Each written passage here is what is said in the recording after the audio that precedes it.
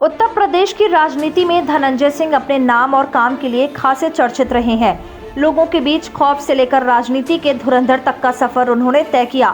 राजनीति के कई घाटों पर टिकने के बाद उनकी कोशिश भाजपा में पांव जमाने की है। कोशिश यूपी चुनाव से पहले से हो रही है, लेकिन बुलडोजर मॉडल के जरिए अपनी अलग छवि बनाने वाले सीएम योगी आदित्यनाथ ने उनसे परहेज किया। यूपी चुनाव में धनंजय सिंह जदयू के टिकट पर चुनावी मैदान में उतरे और हारे, लेकिन चर्चा खूब बटोरी।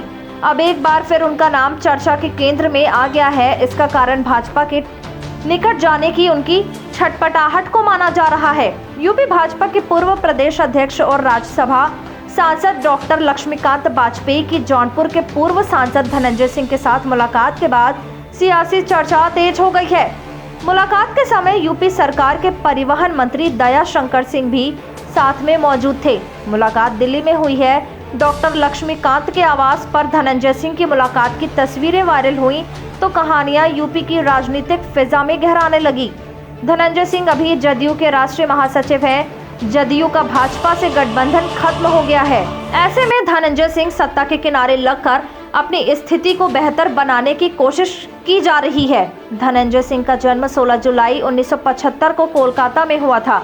जन्म के कुछ साल बाद पूरा परिवार जौनपुर आ गया। वर्ष 1990 में 10वीं कक्षा में पढ़ाई के दौरान महर्षि विद्या मंदिर के शिक्षक गोविंद उनियाल की हत्या हो गई। इस हत्या मामले में धनंजय सिंह का नाम आया था। 12वीं में पहुंचे तो एक और युवक की हत्या हो गई। फिर से धनंजय सिंह का नाम आया। पुलिस ने पकड़ लिया। धनंजय को 3 परीक्षाएं पुलिस हिरासत में देनी पड़ी। स्कूली शिक्षा के बाद धनंजय लखनऊ यूनिवर्सिटी में पढ़ाई करने पहुंचे। अभय सिंह से दोस्ती हुई। पढ़ाई के साथ राजनीति की शुरुआत हुई। यहीं पर धनंजय सिंह, अभय सिंह, बबलू सिंह और दया शंकर सिंह एक पाले में आए। इस एकजुटता को ठाकुरवाद की संज्ञा दी गई। यूनिवर्सिटी में वर्चस्व बढ़ाया और ठेकों में दखलंदाजी शुरू हुई। धनंजय सिंह के यूनिवर्सिटी में पढ़ाई के दौरान दबंगई खासी चर्चा में आया। हबीबुल्ला हॉस्टल केंद्र था। अपराध की घटनाओं में हॉस्टल चर्चा में आने लगा। चाकूबाजी, किडनैपिंग से लेकर गोलीबारी तक की घटनाओं के बाद धनंजय सिंह की खोज शुरू हो जाती थी। रेलवे ठेकों को मैनेज कराने में दखल देने लगे। इसी समय जीटी टर्म खूब चर्चा में आया। गुंडा टैक्स को इसके दायरे में माना जाता था। वर्ष 1997 तक धनंजय सिंह पर 12 मुकदमे दर्ज हो चुके थे। पीएचडी विभाग के इंजीनियर गोपाल शरण श्रीवास्तव की हत्या के बाद उन पर साजिश का आरोप लगा। फरार हुए। 50,000 के इनामी घोषित हो गए। 17 अक्टूबर 1998 को भदोही मिर्जापुर रोड पर स्थित एक पेट्रोल पंप पर लूट की सूचना आई। पुलिस सक्रिय हुई। एनकाउंटर की पूरी तैयारी हो गई। 4 लोगों का एनकाउंटर हुआ। पुलिस का दावा सामने आया कि धनंजय सिंह मार गिराए गए। पुलिस रिकॉर्ड में मारे गए धनंजय सिंह 4 माह बाद यानी फरवरी 1999 में सामने आ गए। पुलिस की ओर से जो सच स्थापित करने का प्रयास किया जा रहा था उसे झूठा बना दिया गया। इसके बाद सवाल शुरू हो गया कि एनकाउंटर में कौन मारा गया। इसके बारे में दावा किया गया कि ओम प्रकाश यादव इस एनकाउंटर में मारे गए थे। वे सपा समर्थित कार्यकर्ता थे। विपक्षी दल सपा उस समय भाजपा के खिलाफ सड़कों पर उतरी थी। मानवाधिकार आयोग की जांच बैठी। 34 पुलिस कर्मियों को सस्पेंड किया गया। मुकदमा दर्ज किया गया। जौनपुर में पहले विनोद नाटे नामक बाहुबली का वर्चस्व था। मुन्ना बजरंगी का गुरु बताए जाते थे। नाटे ने अपराध से राजनीतिक तक के सफर की तैयारी लगभग पूरी कर ली थी। इसी बीच रोड एक्सीडेंट में उनकी मौत हो गई। नाटे की मौत के बाद एक सहानुभूति उभरी। इसका फायदा धनंजय सिंह ने उठाया।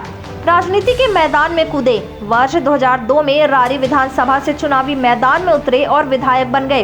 रारी विधानसभा सीट बाद में मल्हनी के नाम से चर्चित हुई। इस जीत के बाद वे रॉबिन हुड की भूमिका में नजर आए। अभय सिंह और धनंजय सिंह के बीच अदावत की कहानी भी इसी के बाद शुरू हुई। 2002 में विधायक बनने के करीब 8 माह बाद बनारस के पास धनंजय के काफिले पर हमला हुआ। आरोप अभय सिंह पर लगा। अभय सिंह कभी लखनऊ यूनिवर्सिटी में धनंजय सिंह के साथ मिलकर काम किया करते थे, दोस्त थे, लेकिन टकसाल सिनेमा के पास धनंजय के काफिले पर गोलीबारी ने दोनों दोस्तों की राहें जुदा कर दी। घटना के बाद प्राथमिकी दर्ज कराई गई। विधायक ने इसमें अभय सिंह को जिम्मेदार बताया। धनंजय सिंह पहली बार निर्दलीय विधायक बनने के बाद राजनीति में जमते गए। वर्ष 2007 के चुनाव में निषाद पार्टी के टिकट से चुनाव लड़े और जीते। 2008 में पार्टी छोड़कर बसपा में चले गए। मायावती ने भरोसा जताया, वर्ष 2009 में जौनपुर से लोकसभा प्रत्याशी बना दिया, जीते और संसद तक पहुंच गए। हालांकि यही जीत उनकी आखिरी जीत साबित हुई।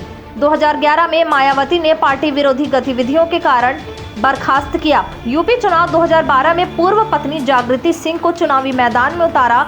सपा के पारसनाथ यादव उन्हें 31,500 वोटों से हराया। चुनाव के बाद जागृति को नौकरानी की हत्या के मामले में गिरफ्तार किया गया। धनंजय पर सबूत मिटाने का आरोप लगा। इस घटना के बाद जागृति और धनंजय के बीच तलाक हो गया। लोकसभा चुनाव 2014 में निर्दलीय उतरे और केवल 64,000 वोट हासिल कर पाए। ये कुल पड़े वोटों का महज 6% था। 2017 में मल्हनी सीट से निषाद पार्टी से चुनाव लड़ा पारसनाथ यादव ने हरा दिया। पारसनाथ की मौत के बाद वर्ष 2020 में उपचुनाव हुआ।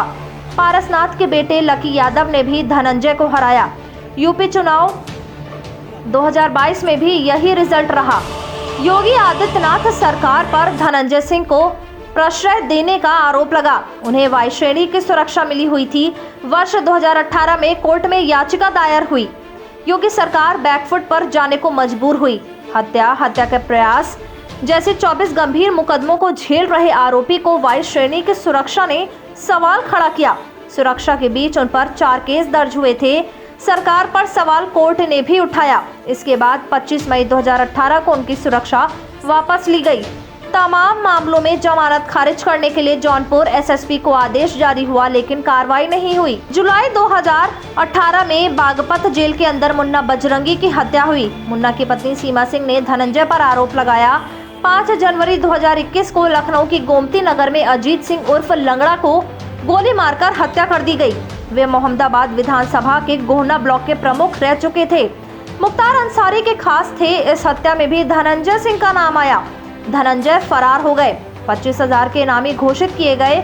गैर जमानती वारंट जारी किया गया। फरार धनंजय सिंह 4 जनवरी 2022 को मल्हनी क्षेत्र में क्रिकेट खेलते नजर आए थे। इसके बाद सपा ने भाजपा पर करारा हमला बोला था। फरारी के दौरान धनंजय सिंह ने अपनी तीसरी पत्नी श्रीकला रेड्डी को जिला पंचायत अध्यक्ष का चुनाव जिता दिया। 15 फरवरी 2022 को एसटीएफ ने धनंजय सिंह पर लगी गैर जमानती धाराओं को हटा दिया। जमानती धाराओं को आरोपी बताते हुए कोर्ट में रिपोर्ट सौंपी गई।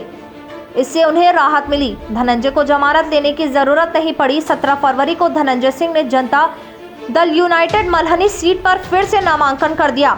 नामांकन के दौरान जो हलफनामा जमा किया उसके मुताबिक खुद के पास 3.56 करोड़ की चल संपत्ति और 5.31 करोड़ की अचल संपत्ति है। वहीं पत्नी श्रीकला रेड्डी के पास 780 करोड़ रुपए की अचल संपत्ति है। पत्नी के ऊपर किसी तरह की कोई देनदारी नहीं है। हालांकि चुनाव में उनका सिक्का जम नहीं पाया। अब भाजपा के साथ जुड़ने की अटकलें लगाई जा रही है। इसका कारण पिछले दिनों में भाजपा की प्रदेश सरकार की नरम नीति को माना जा रहा है। योगी सरकार में मंत्री दयाशंकर सिंह उनके कॉलेज के दिनों के साथी हैं। इसी साथी के सहारे अपनी राजनीतिक नाव को एक मोड़ पर लाने की कोशिश करते दिख रहे हैं। लक्ष्मीकांत वाजपेयी भले ही उनका परिचित न होने और दयाशंकर सिंह के साथ उनके आने की बात कर रहे हो, उनके जैसे सीनियर नेता से मुलाकात का अलग मतलब तो निकाला ही जा रहा है।